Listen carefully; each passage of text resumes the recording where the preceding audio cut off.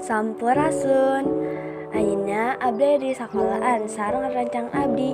Di dieu abdi bade latihan angklung pikeun lomba engkin tahun hareup.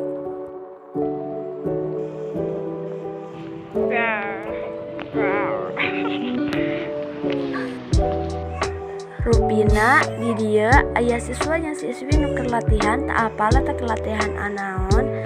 Ayeuna abdi sareng rancangan abdi bade ka lantai luhur kusabab tempat latihanna aya di luhur.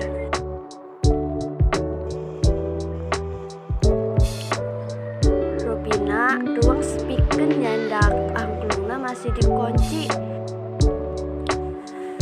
Abdi ayeuna sareng rancangan abdi bade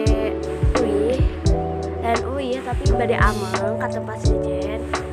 Rupina latihan angklungna teu jadi kusabab anggota nu datang teh saeutik pisan.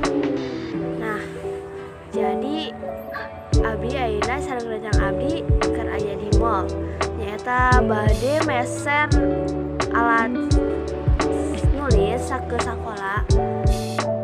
Sabenerna abdi sareng rencang abdi bingung bade naon ka tempat teh.